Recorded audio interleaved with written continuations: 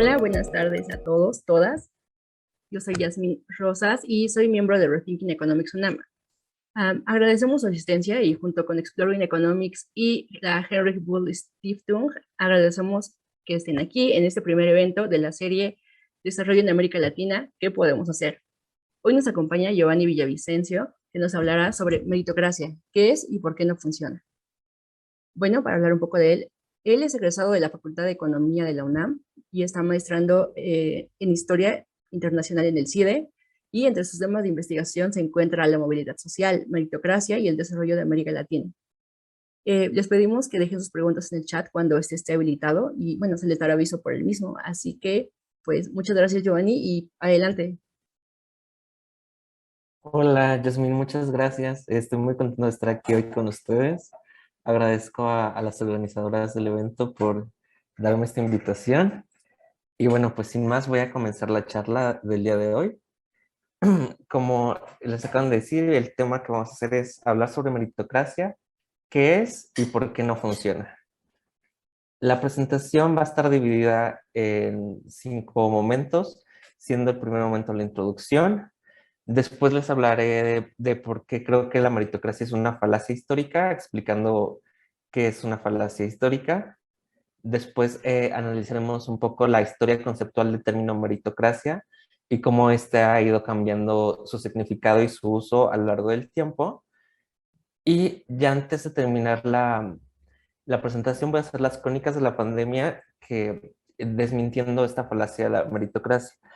Estas crónicas más que nada son como el resultado de, esta línea de movilidad social y meritocracia la he plasmado mucho en mis textos en el blog de Economía y Sociedad de Nexos y han servido a manera de crónicas para relatar cómo voy viendo y los datos que van saliendo y ver cómo se desenvuelve este binomio, ¿no? De movilidad social con pandemia y cómo afectan y coexisten, ¿no? Entonces voy a presentar algunos datos que estaban ahí con escribir los textos y actualizarlos un poco para ver cómo ha ido avanzando, si podemos hablar realmente de una recuperación económica y qué significa eso en términos de movilidad social. Y finalmente las reflexiones, ¿no? Que aquí voy a hablar un poco respondiendo a la pregunta del evento, ¿no? De qué podemos hacer. Y bueno, la intención de esta presentación es desmentir la idea y la frase de que el pobre es pobre porque quiere. Yo creo que esta frase todos la hemos escuchado alguna vez de algún familiar conocido y es algo que se puede repetir como realmente sin pensarlo tanto. Y creo que es bueno reflexionar un poco qué tan válida es esta frase y qué tanto estamos fortaleciendo una falacia, ¿no? Y bueno, algunos conceptos clave, pues meritocracia, que se entiende que es como una estructura en la cual los individuos a partir de su talento y su esfuerzo logran avanzar socialmente, ¿no?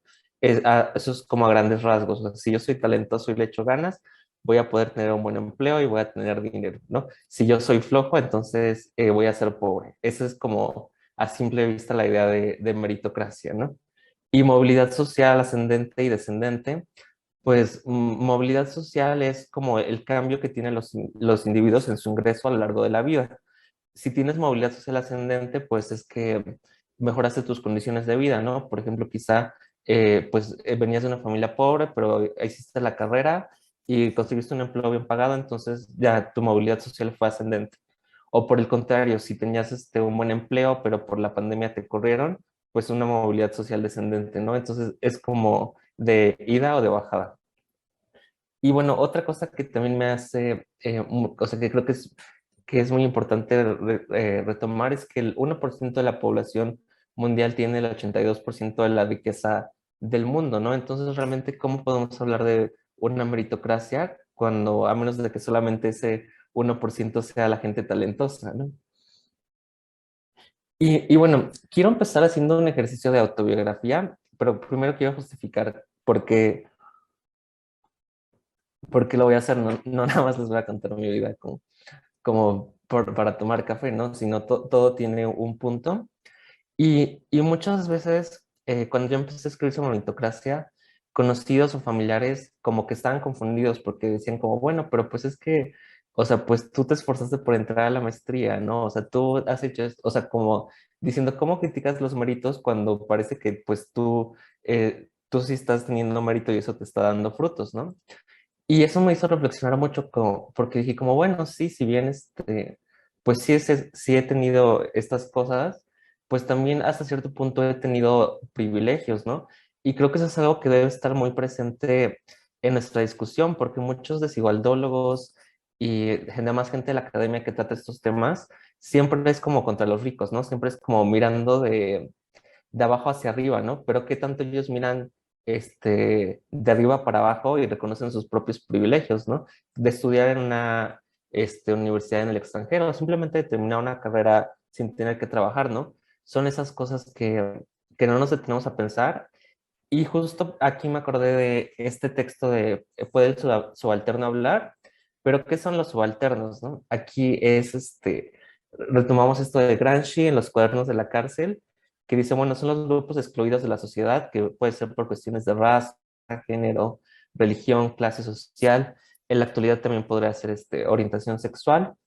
Y este concepto es retomado por autores del tercer mundo, en especial de la India, para analizar las sociedades postcoloniales, ¿no? Estos son los estudios subalternos, y lo que ellos analizan son como, pues, países que fueron independizados recientemente, ¿no? Bueno, en comparación con México, mucho más recientemente, ¿no? Como la India de 1947 o Argelia de 1962. Pero sin embargo, esto no quiere decir que México no esté exento de subalternos, ¿no? O sea, también se piensa que a pesar de que aquí en México y en América Latina las independencias pues ya tiene mucho que pasaron, pues persisten condiciones de colonialismo, no necesariamente, por ejemplo, con España, ¿no? Pero sí, por ejemplo, con Estados Unidos, o además de estas condiciones de colonialismo interno, ¿no? De que ciertos grupos subordinan a otros dentro del mismo territorio, ¿no? Entonces, justo los estudios subalternos es lo que hacen, ¿no? Analizar estas estructuras. Y está muy bien, pero algo que me llamó la atención es este ensayo de Chakraborty Spivak que dice, ¿puede el subalterno hablar? Y ella critica a estos intelectuales del tercer mundo, como que, como les dije, más que nada son de la India, y dice, bueno, ¿qué tanto ellos son subalternos? Porque pues ellos, pues si bien sí nacieron en el tercer mundo, se fueron a estudiar al extranjero, ya viven allá, ya fueron aceptados en los círculos académicos de élite de Occidente, y dice, ¿qué tanto ellos representan realmente la subalternidad? Y qué tanto ellos pueden hablar de las condiciones pues de la gente de sus países cuando ellos ya no viven eso, ¿no? Ya no viven la pobreza, ya no viven como subordinados ante estructuras coloniales. Y ella lo que pues concluye es de que realmente no se escuchan las voces de los subalternos, ¿no? Y ella llama a estos académicos que nacieron en el tercer mundo, pero ahora trabajan en la academia occidental, que son falsos representantes de la subalternidad. Y justamente eso fue como lo que me hizo como reflexionar un poco, ¿no? De bueno, no quiero como perder la cabeza y dejar o sea, como estudiar esto como si fuera algo terciario cuando yo lo he vivido, ¿no?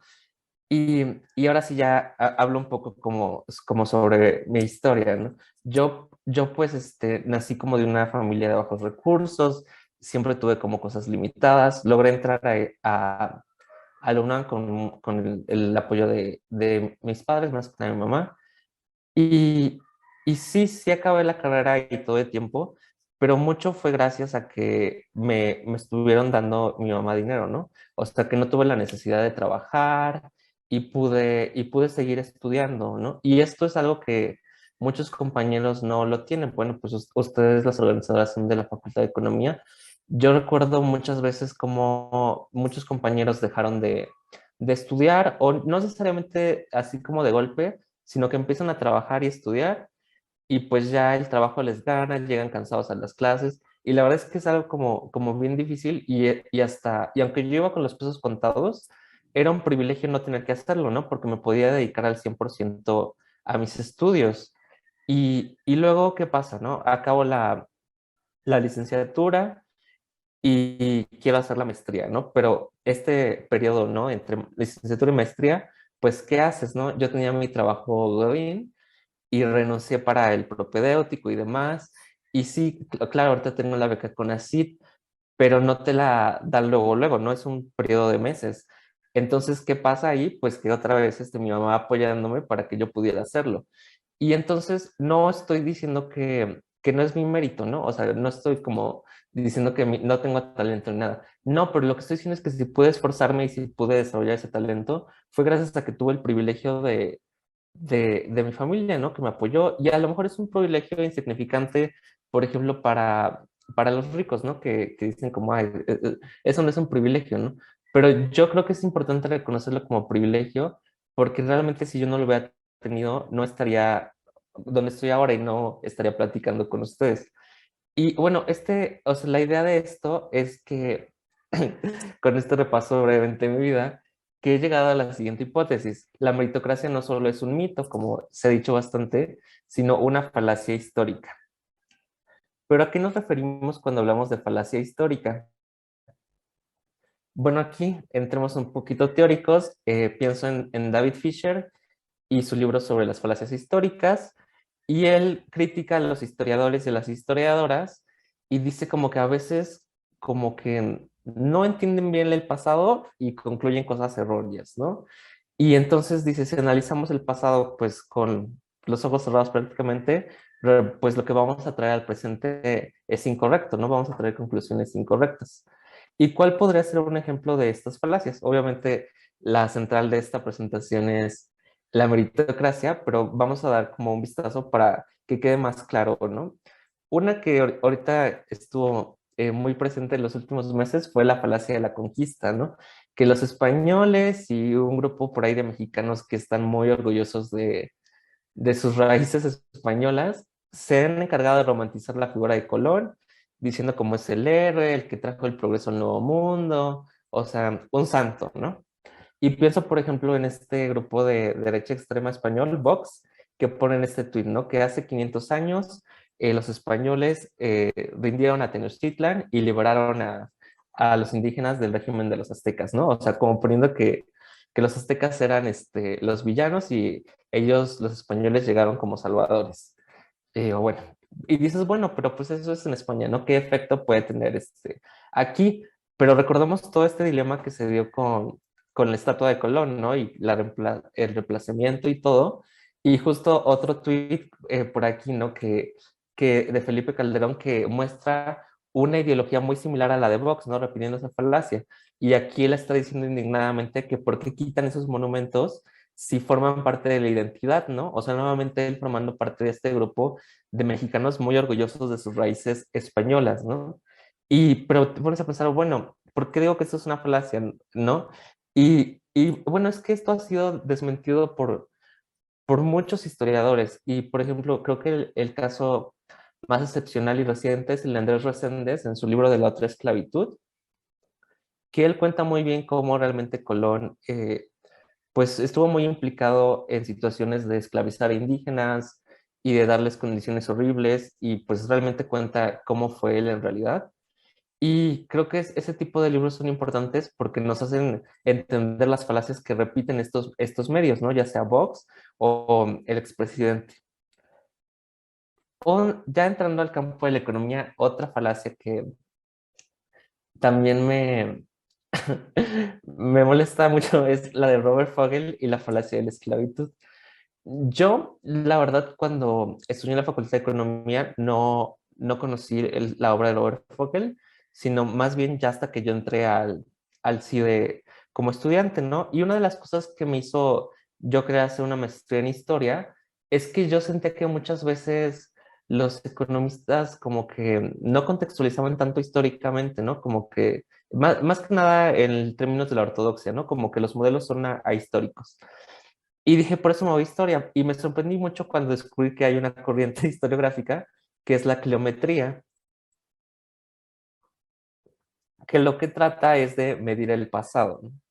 Y uno de los principales representantes, el líder quizá, es Robert Fogel, que ganó el premio Nobel en el 93 con Douglas North por el institucionalismo, ¿no? Bueno, pues este personaje, unas décadas antes de ganar el Nobel, en el 74, lanza un trabajo sobre la esclavitud Y él dice que el modelo de esclavitud en Estados Unidos era un modelo eficiente y que no debía abandonarse porque pues era muy redituable, ¿no? Que realmente si se abandonó no fue porque no hubiera ganancias, ¿no? Sino por otras cuestiones. Y pues obviamente mucha gente lo ha tratado de insensible y de hecho es sorprendente que durante, cuando este trabajo fue publicado no fuera tan criticado, pero bueno, ahora en la actualidad y con todo esto de la cultura de la cancelación, pues ya lo vemos todo con ojos diferentes, ¿no? Y nos damos cuenta que, pues, que era muy grave que Fogel tratara, pues, a la esclavitud y a las personas afrodescendientes como mercancías, ¿no? Como simples valores y diciendo que es un modelo de, pues, sí, de producción eficiente y no considerando, pues, toda la maldad y todo el salvajismo que viene detrás. Y ahora sí vamos con la meritocracia y quiero decir también con el echeleganismo. Y aquí quiero tomar de ejemplo este programa de televisión, que creo que todos lo hemos visto alguna vez en nuestras vidas, que es el de Shark Tank México. Si alguien no lo ha visto, pues básicamente son, bueno, es la versión mexicana de un programa gringo y son 5 líderes empresarios mexicanos en los que llegan jóvenes con proyectos o empresas este, pequeñas y medianas a tratar de pedir financiamiento mostrando su producto, ¿no? Pero lo importante aquí que quiero resaltar no es tanto la dinámica del programa, sino los discursos que se repiten en él, ¿no? Porque es mucho el del échale ganas, cualquiera puede ser empresario, si tú quieres, tú puedes, ¿no? Y justo en especial este personaje, ¿no? Arturo Elías Ayub, que, eh, o sea, este libro, pues yo estaba viendo apenas ahora que yo estoy de vacaciones, como viendo los bestsellers, ¿no? Para ver si había algo interesante. Y en todas las librerías que veía, en el top 10 estaba este del negociador, ¿no? Y él es alguien que siempre dice como, o sea, que es muy de la ideología del mérito, ¿no? Pero, ¿y cuántos no hemos visto el programa? Porque hasta a mí me pasaba y que querido ser empresarios, ¿no? Y pensado como, claro, yo puedo.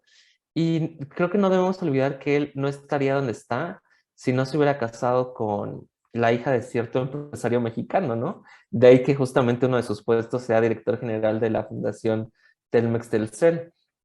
Y justo tomando como así lo más explícito que ha hecho estas ideas, este tuit, ¿no? Del éxito es directamente proporcional a la suma de la chinga y el talento, que en su momento fue muy criticado en Twitter porque pues obviamente eso no es lo que le ha dado éxito a él, ¿no? Pero bueno, ya que identificamos cómo la meritocracia y el legalismo es una falacia, vamos a analizar como tal el concepto de meritocracia para ver pues qué significa, de dónde salió, de dónde viene. Mm, Siempre que analizamos un concepto me gusta pensar en Foucault y en la arqueología del saber, ¿no? Y él dice que pues los conceptos se transforman a lo largo del tiempo y pueden tener diferentes connotaciones dependiendo los enunciados en los que se presenten. O sea, un concepto no es el mismo en todo momento, ni en toda oración, ni en todo discurso. Y pone, por ejemplo, la locura, ¿no? Que dice la locura, o sea, lo que se ha considerado locura a lo largo de tiempo ha ido transformándose, ¿no? Y algunas cosas que se creían locura, por ejemplo, como la homosexualidad, ahora ya no se creen como locura, ¿no? Y eso es como de cómo cambia a lo largo del tiempo. O, pero de cómo cambia como de diferentes discursos. Por ejemplo, lo que podría ser locura para la iglesia no es locura para los hospitales psiquiátricos, ¿no? O sea, como que cada quien toma su propia definición. Y algo así pasa con la meritocracia. Yo creo que alguien que fue pionero en el estudio de la meritocracia, sin usar el término, fue Max Weber. Él en su libro de 1922, Economía y Sociedad, comenta por ahí que él notaba cómo los grupos privilegiados y las élites tendían mucho a legitimizar sus privilegios y su dinero, justificándolos como que eran resultado de su propio mérito, ¿no? Entonces yo creo que él es una buena señal de esta corriente, pero sin embargo, el término meritocracia realmente es de Michael Young. Y yo cuando conocí la meritocracia imaginaba que este concepto venía de la academia, pero la verdad es que viene de un texto de ficción. En concreto es de una novela que fungía como una sátira para la sociedad y la academia inglesa en la que yo vivía en el 58, ¿no? Y él crea este futuro distópico en el que se reproduce la estructura de meritocracia que les mencionaba al principio, ¿no? Que los ricos eran los más trabajadores y los más talentosos. Y la gente que era la más floja eran los pobres, ¿no? O sea, prácticamente que si tú eras flojo eras pobre y si te ponías a trabajar ya podías ser rico. Así esta simplicidad es lo que es el concepto de meritocracia para Young, ¿no?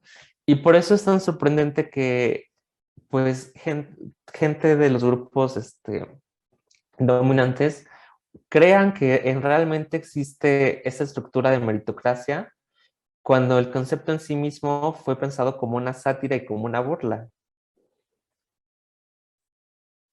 Y, y bueno, en un texto anterior yo di a entender que el concepto de meritocracia quizá debía desecharse debido a su origen novelesco, ¿no? Como renegando, así como, si es literatura, pues no, no es correcto. Pero después reflexioné y me di cuenta que no, eso no es completamente cierto. Desde la antigüedad, los escritores han plasmado elementos de realidad en sus obras.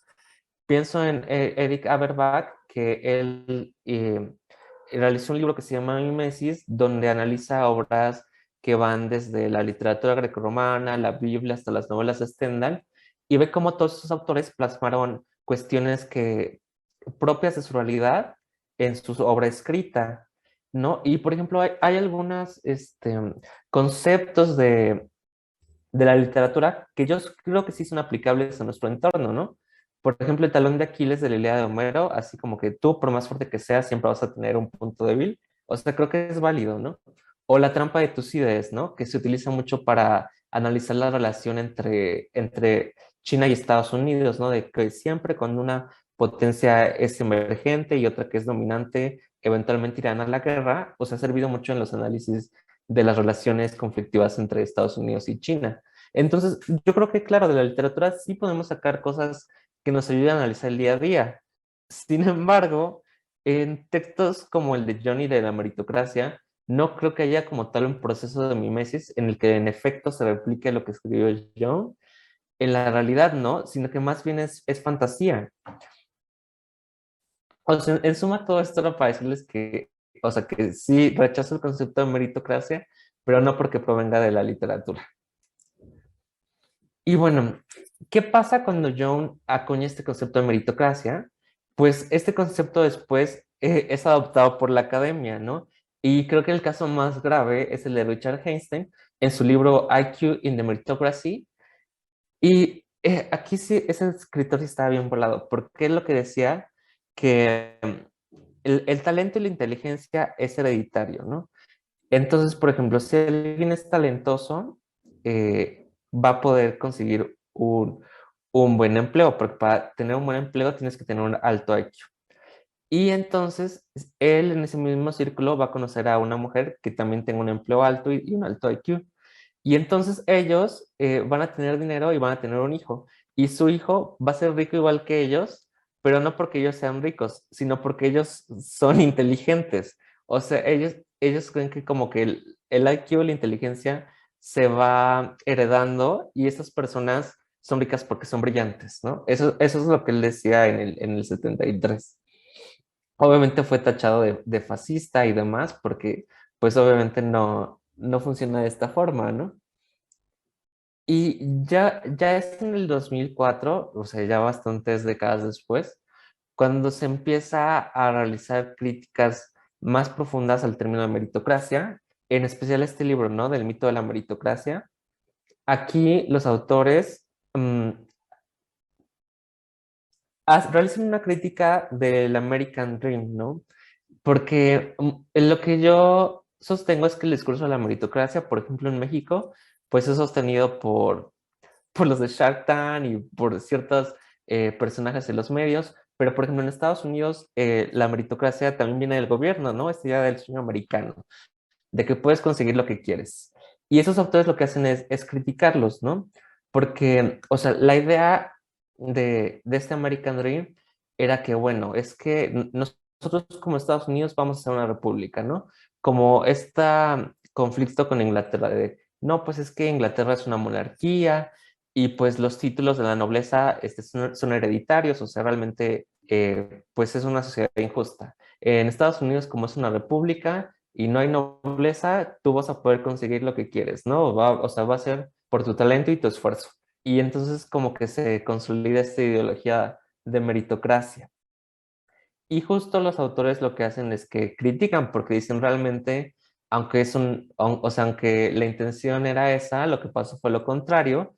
Y realmente, aunque no hay como títulos de nobleza como tal, en el caso de de los Estados Unidos, la riqueza está más basada en la herencia que en el mérito. Y justamente en esta misma línea está Christopher Hitchens, que escribe a casi 10 años después de McNamara y Miller, y él coincide con esto, ¿no? Dice, sí, o sea, si bien los Estados Unidos como que querían fomentar una sociedad que fuera muy diferente a la inglesa, lo que terminaron por hacer fue replicando el modelo de desigualdades que tenía su antigua nación. Después de analizar ese caso tan del pasado, él procede a analizar el presente en las instituciones educativas de los Estados Unidos. Y dice, bueno, podríamos decir que el hecho de que haya un examen de admisión y que cualquier persona pueda aplicar es un avance a favor de la meritocracia, ¿no? Pero dicen, no realmente, ¿no? Porque dicen, en los Estados Unidos realmente los que se quedan son los hijos de familias de altos ingresos, los cuales pueden pagar ciertos cursos preparatorios para que sus hijos puedan acceder. Y algo similar podríamos decir que pasa en México, ¿no?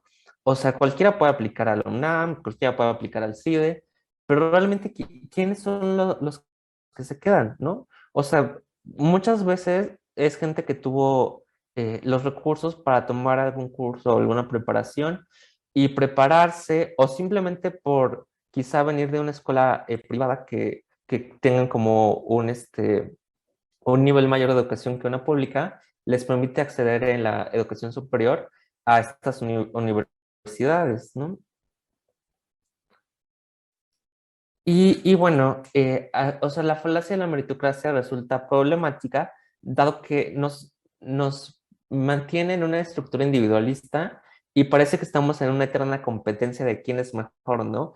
O sea, al tratar de sobresalir, siento que a veces hasta podemos llegar a como querer a sabotear al prójimo o a todo ver por nuestros propios intereses, ¿no? Como el de tengo que hacerlo, tengo que hacerlo. Y bueno, también está que pues la gente de grandes ingresos pues subestiman los privilegios con los que nacieron y creen que es de su propio esfuerzo, pero sin embargo también la gente pues de bajos recursos también se cree mucho esta frase que comentábamos al principio de que el pobre es pobre porque quiere, y aunque no sea cierto y aunque ellos rara vez puedan llegar realmente a incrementar sus ingresos, piensan de esa manera, ¿no? Lo cual es sorprendente.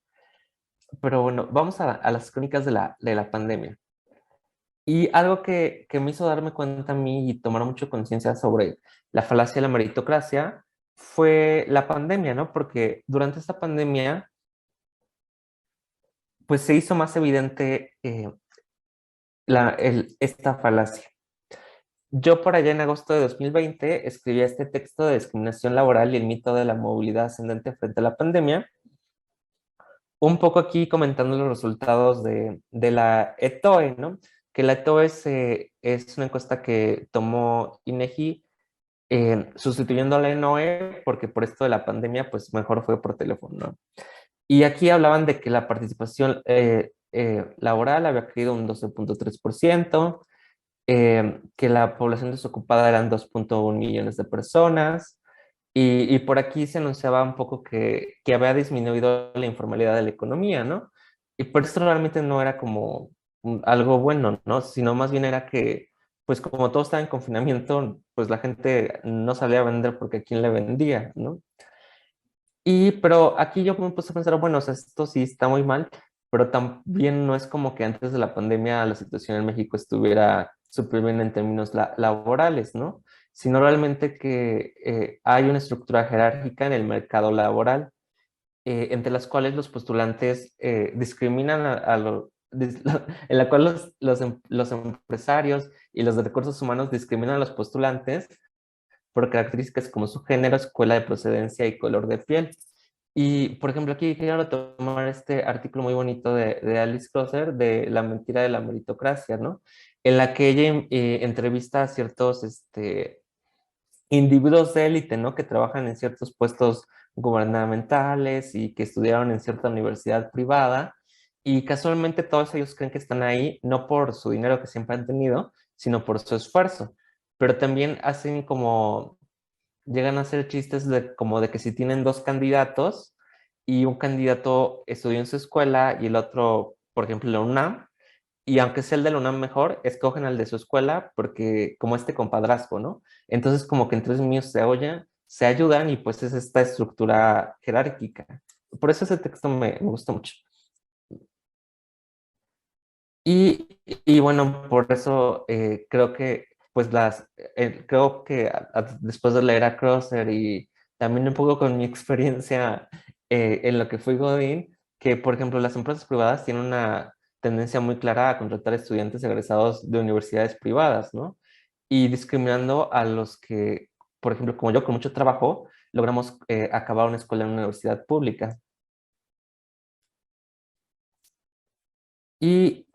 Bueno, por acá, luego también en ese artículo comentaba que el informe de movilidad social del CI, que publica varios informes por ahí periódicamente, decía que solo el 25% de los individuos que nacen en el grupo de menores ingresos logra superar la línea de pobreza. Ok, pero aún así, ¿qué es superar la línea de pobreza, no? O sea, para darnos una idea, la línea de pobreza urbana en 2021, 3,775 pesos. Entonces, pues realmente si superas la línea de pobreza urbana, dejas de ser pobre, yo creo que no, ¿no? O sea, realmente estos estándares pues no están correctos. Y algo que también reflexionaba en ese entonces es que las personas de mayores ingresos tienen más posibilidades de trabajar en casa durante el confinamiento, mientras que, por ejemplo, la gente que trabaja en el sector servicios o la misma gente de la economía informal, pues tienen que salir porque no les queda de otra, ¿no? Y porque o pueden ser despedidos o porque pues no les queda de otra. Y luego por enero ya escribí este texto que titulé esta presentación, que es el de Hablemos sobre meritocracia. ¿Qué es y por qué no funciona? Aquí ya discutía a Yole Noé, porque ya se había retomado, ¿no? Y comentaba que del tercer trimestre, en el tercer trimestre de 2020, la población ocupada había disminuido 4,2 millones en comparación con 2019. Y la población desocupada en búsqueda activa de empleo había pasado de 2,1 millones a 2,8 millones. Y además de que la informalidad que se había reducido estaba por la alza, ¿no? Ya actualizando un poco los datos, la situación ya no está tan trágica. Del tercer trimestre de 2020 al tercer trimestre de 2021, la población ocupada ya incrementó 5 millones. La población desocupada fue 0,3 millones menos que en el tercer trimestre de 2020. Entonces, hay una recuperación, ¿no? Pero sin duda, esto que yo veía era un claro reflejo de cómo la pandemia vislumbró la falacia de la meritocracia, ¿no? Porque toda esa gente que era corrida de sus trabajos, pues, ¿dónde quedaba su mérito, no? ¿Dónde quedaba su talento? ¿Dónde quedaba su esfuerzo? Luego, por ahí en mayo de 2021, escribía de grandes males, grandes consecuencias, desarrollo y movilidad social a la mexicana, y bien dice el famoso dicho mexicano que a grandes males, grandes remedios.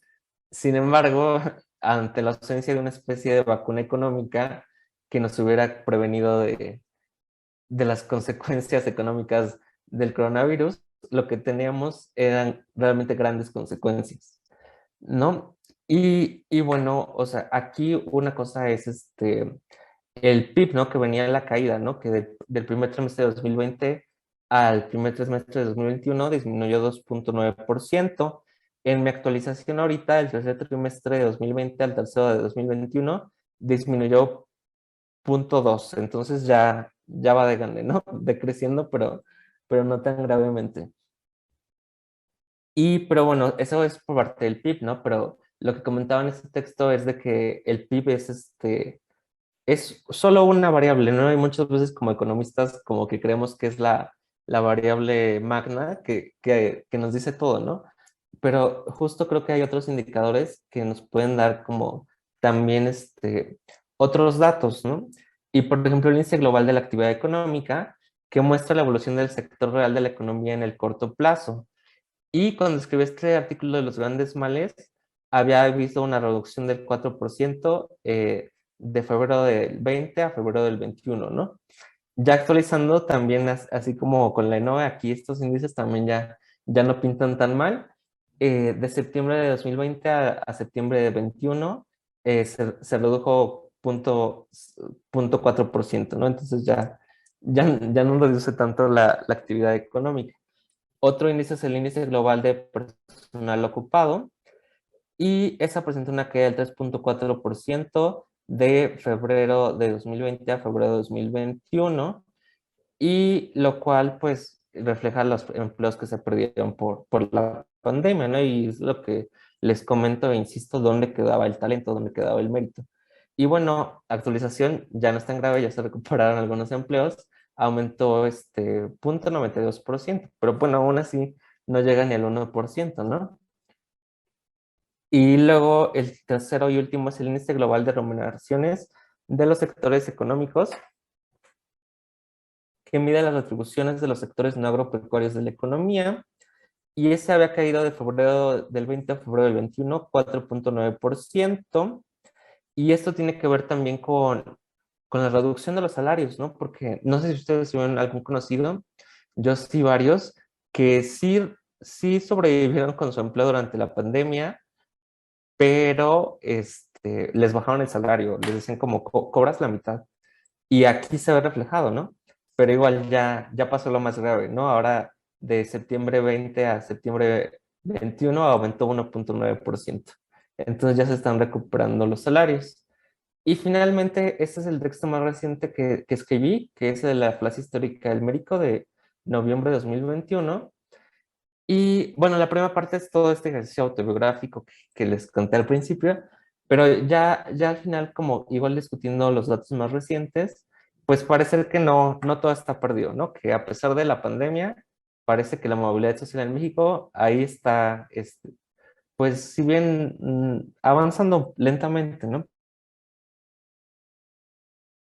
Tomé un boletín de movilidad social del Centro de Estudios Espinosa de Iglesias y decía que hubo un incremento en las remuneraciones salariales del 3.1%. Entonces, pues ahí vamos. Pero en el mismo informe también se dice que el porcentaje de individuos que mantuvo o encontró un empleo durante el mismo periodo se redujo del 62.7% al 58.8%. Entonces, pues la situación sigue difícil, ¿no? Los despidos injustificados continúan y la movilidad social pues parece aumentar, pero con gran lentitud.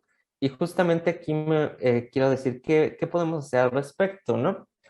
Una cosa que yo diría para qué podemos hacer es implementar regulaciones que protejan con mayor vigor a los trabajadores de ser despedidos, porque no es posible que toda esta gente durante la pandemia haya sido despedida injustificadamente, ¿no? O sea, creo que debe haber algo que prevenga que esas cosas pasen. Y otra cosa es que creo que los estudiantes y más bien el gobierno tiene que implementar modelos de becas más eficientes que le permitan a los universitarios concluir sus estudios para poder terminar la carrera y poder competir en el mercado laboral con mayor éxito, ¿no? Porque si de por sí ya la tenemos, pues ya la llevamos no de gane por salir de una escuela pública y luego todavía no poder terminarla. Creo que es súper importante que si están en esos lugares en la UNAM, que no haya tanta gente que no se gradúe, ¿no? Por ejemplo, cuando yo estudiaba en la facultad, bueno, simplemente de todos mis amigos de la facultad soy el único que se ha graduado, ¿no? Y ya pasaron casi 3 años. Entonces, esto es un problema, ¿no? No puede ser que se acepten tantos y se gradúen tan pocos. Y creo que mucho tiene que ver con los recursos, ¿no? Con que se deja de estudiar por trabajar. Y entonces creo que es muy importante que el gobierno implemente un programa de becas pues más eficiente. Pero ahora, ¿qué podemos hacer todos como nosotros, no? Obviamente, pues no soy el gobierno para cambiar la regulación laboral y implementar becas, pero algo que sí podemos hacer y los invito a todos a hacer es que, claro que está bien que expongamos a los ricos por sus privilegios, ¿no? Ese 1% está totalmente de acuerdo en todas las críticas que hacen mis colegas desigualdólogos y desigualdólogas, es válido, pero también creo que es necesario empezar por reconocer nuestros propios privilegios porque solo así, de esa forma, vamos a podernos liberar de la falacia de la meritocracia. Y bueno, como saben, ahorita mi institución anda por ahí en un escenario medio complicado, entonces pues solo quiero decir que yo defiendo al CIDE y espero el conflicto pueda solucionarse en el corto plazo. Muchas gracias por su atención.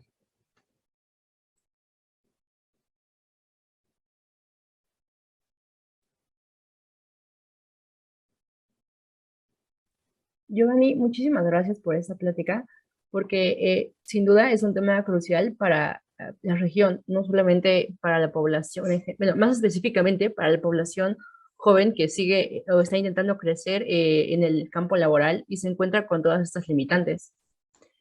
Bueno, tenemos por aquí algunas preguntas, no sé si las puedes ver de cualquier manera.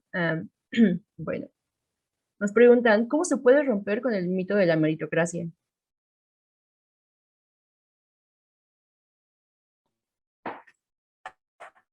Creo que es complicado. Creo que más bien tiene que ser como un ejercicio de autorreflexión y también como de esparcir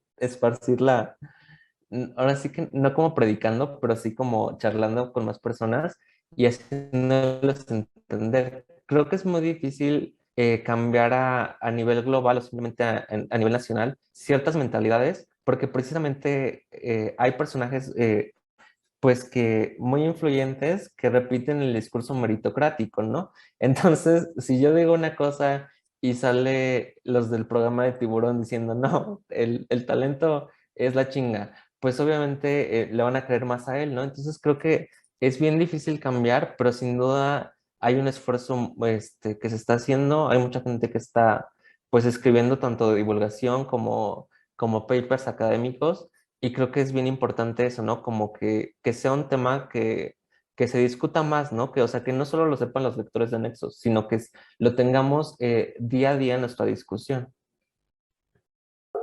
Muchas gracias. También olvidé comentar que si alguien gusta hacer, bueno, la pregunta directamente, pues tan solo puede levantar la mano y les puedo habilitar el micrófono.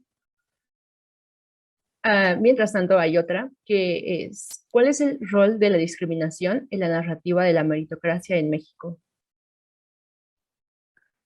Fíjate que discriminación y meritocracia están ampliamente relacionados, porque justamente la gente que justifica sus privilegios y su éxito por su mérito, tienden a tener tendencias y comportamientos discriminatorios hacia a otras personas, ¿no? Y, por ejemplo, renuevo el artículo que citaba yo de Alice Crosser, o sea, como esta gente de la escuela privada, que ya no menciona el nombre, siempre, o sea, están muy seguros de sus privilegios, pero ellos mismos discriminan a los que no vienen de escuelas, de su escuela, ¿no? A los que vienen de escuelas públicas, ¿no? Y ahí es una fuerte discriminación. Entonces, eso tiene que ver, por ejemplo, otra fuerte discriminación y que tiene que ver con la meritocracia fue la posibilidad de trabajar desde casa, ¿no? Eso era totalmente un privilegio que solo unas personas pudieron obtener. Y precisamente quién podía ocupar ciertos puestos y quién debía, ¿no? Eso también refleja que el esfuerzo no necesariamente se ve reflejado en mejores condiciones laborales y que eventualmente pues puede ser víctima de una de estas causas. Bueno, aquí tenemos otra que dice, entonces, Es algo que forma parte del desarrollo del capitalismo contemporáneo. Claro que la meritocracia es un mito, pero que lleva a la actualidad de lo que sea. El problema es estructural. El poco avance de la movilidad social es una consecuencia o causa. Ok, pues yo creo que sí es una tendencia del capitalismo contemporáneo, más que nada porque, bueno, o sea, como desde la era del neoliberalismo, no quiero entrar como predicador de adiós al neoliberalismo, pero, o sea, desde la época del neoliberalismo, como que se ha plantado mucho esta mentalidad individual del ver por ti mismo y ser tu propio inversor, invertir en tu futuro, y mucho esto del yo-yo, el individualismo, ha estado muy presente en las últimas décadas del capitalismo, y esto se ve reflejado claramente en la forma en la que competimos por los trabajos, ¿no? Y justamente por eso pienso que la meritocracia nos mantiene en un momento de choque constante entre nosotros mismos, ¿no? De siempre querer ser mejor de los demás, en vez de tener una visión que sea como, pues, más solidaria y que entre todos podamos como trabajar. O sea, no digo que avancemos al socialismo, pero sí que estemos más conscientes de las necesidades de los demás y no solo pensemos en nosotros. Y entonces, claro, creo que es un problema estructural y pues si es un poco avance de movilidad social, es una causa o una consecuencia. Yo creo que sería una consecuencia, ¿no? Porque la causa pues es, es esta ideología en sí misma que mantiene las élites, y la consecuencia que se ve reflejada es en que las personas de bajos recursos rara vez pueden alcanzar el éxito. Creo que Karen quiere hacer una pregunta. Sí, sobre el avance que mencionabas que vimos en la movilidad social el último año, y lo que decías anteriormente de, bueno, o sea, es relativamente sencillo salir de la línea urbana de pobreza, o al menos el avance no es significativo. En términos de movilidad social, o sea, ese porcentaje que nos dice, ¿no? Para el tamaño de la economía mexicana, para las necesidades de empleo, para, digamos, el crecimiento que necesitaríamos. Quiero decir que la gente está pasando de niveles, no sé, bajos a medios, o sigue quedándose en los primeros deciles de ingreso, pero significativamente mejor. Y también, bueno, si crees que la meritocracia desarticula de alguna manera la organización laboral, al creer que todo depende pues de nosotros, ¿no? De manera personal. Sí, pues justamente por eso me parecía tan grave. Cuando yo leí el informe, o sea, dije como, bueno, 25 superan la línea de pobreza, y ya como que lo escribí, pero no lo reflexioné. Y luego ya hasta después que yo estaba haciendo esta presentación, dije como, bueno, pero ¿de cuánto es la línea de pobreza realmente, no? O sea, porque en el informe lo mostraban como que, bueno, ya la superaron, pues ya salieron, ¿no? Y me sorprendió porque realmente, o sea, con esos salarios, o sea, no tengo el dato exactamente de cómo, si realmente representa un avance en términos de ingresos en deciles, pero sin duda no es algo que cambia mucho, ¿no? O sea, con 3,500 pesos realmente, pues no puedes hacer mucho, ¿no? Sobre todo si tienes una familia, si tienes alguien que mantener. Realmente creo que esos estándares y esa metodología para medir la línea de pobreza, pues no es realista, sino que se tiene que contemplar algo, ¿no? O sea, como ver cómo realmente cuánto se necesita para vivir, porque si pones eso, pues es claro que la gente no sobrevive con eso. Y sobre si la meritocracia desarticula el ambiente laboral, creo que sí, y creo que es pues malo para las personas que se ven afectadas por ella, ¿no? En el sentido de que muchas veces pues podemos caer en culparnos a nosotros, ¿no? Porque si tú no consigues el éxito y el talento, pues viene un ejercicio de autosabotaje, ¿no? De, bueno, es que no soy tan bueno, es que no soy tan talentoso, es que no soy tan listo como ellos. Y es como, no es que no seas tan talentoso, es que él, pues estudió en tal lado, él tiene tales contactos. Entonces, creo que persista esta metodología hace que veamos los problemas para adentro y no nos damos cuenta que no todo es nuestra culpa. Aquí tenemos algo más. ¿Cómo transformar la narrativa del mérito hacia una política de inclusión. ¿Se puede? ¿Es sostenible? Pues no sé si se pueda y menos si sea sostenible, pero, o sea, podemos pensar en pues, como en un escenario utópico, ¿no? En el que realmente la gente es consciente de esto. Quizás en esta que más personas como más influyentes hablen de esto más allá fuera de la academia y quizá incluso se necesitaría que la gente que elabora políticas públicas estuviera consciente de esta discusión sobre la meritocracia y la movilidad social, ¿no? Para tratar de que las políticas tengan unos objetivos de que logren incluir a más personas y se termina, ¿no? Pero pues faltan muchas cosas para que eso pase, ¿no? Porque pues también obviamente la gente de altos recursos no le va a hacer mucha gracia como que esto esté pasando, ¿no? Entonces es un conflicto, ahora sí que la lucha de clases, ¿no? Pero pues, o sea, yo creo que utópicamente estaría muy bien que pasara. No sé si sería sostenible, pero creo que sí sería posible que muchas personas mejoraran sus condiciones. Y Ah, ahora creo que gracias. Ana quiere hacer una pregunta. Por favor. Muchas gracias. Bueno, en cuestión de la meritocracia, ¿crees que el concepto que se ha dado en los países desarrollados ha intervenido con las políticas públicas en gestión? O sea, ¿crees que el concepto de meritocracia y la forma en la difusión pues sí, ha tenido relevancia en cómo pues se está llevando a cabo esta parte de las políticas públicas o que son necesarias para nuestros países? Ya, pues no necesariamente, ¿no? O sea, por ejemplo, en el caso más claro que veo que la meritocracia se ha adoptado, no como política pública, pero sí como discurso nacionalista, es en los Estados Unidos, ¿no? Porque ahí está, claro, el American Dream, pero realmente no estoy seguro de que se vea reflejado mediante las políticas públicas, ¿no? Lo que sí es que desde ahí justamente han salido más los principales discursos en contra de la meritocracia y creo que es algo que se debe de codificar en el tercer mundo y, por ejemplo, en América específicamente, porque pues son realidades diferentes, ¿no? Y obviamente los estudios del mito de la meritocracia y todo, pues están pensados para los países desarrollados, ¿no? Y creo que es nuestra labor como estudiantes y como investigadores de América Latina, pues codificar y traducir cómo se traduce este fenómeno del mito de la meritocracia en nuestros países.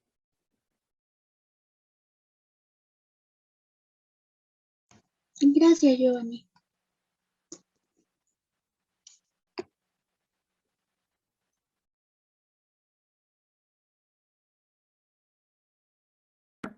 Ah, ¿gustas agregar algo a este espacio? Ya, no, pues quiero agradecer mucho otra vez a las organizadoras por darme la oportunidad. La verdad es que la pasé muy bien hablando de esto. Muchas veces uno está en su cabeza dialogando con sí mismo sobre todas estas cosas. Entonces, creo que es bien padre, pues comentarlo con otras personas, los avances de investigación. Y pues igual los invito a que pues tomen conciencia, ¿no? Y que, como digo, continuemos cuestionando a los ricos por sus privilegios, pero también reflexionemos un poco cuáles son nuestros propios privilegios.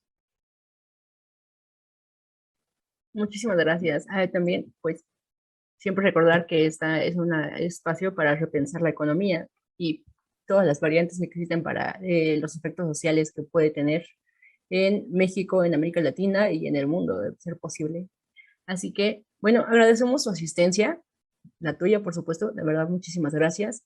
Y también el apoyo y la colaboración de Exploring Economics y la Henry Bull Stiftung. Y bueno, pues los invitamos el próximo lunes 20 a las 4 de la tarde porque la doctora Mónica Meireles va a hablar sobre pensamiento económico latinoamericano y la situación de Brasil y México durante la pandemia. Les dejamos también nuestro Linktree para que consulten esas publicaciones y muchas más entrevistas. Y eso es todo. Muchísimas gracias. Nos vemos el lunes.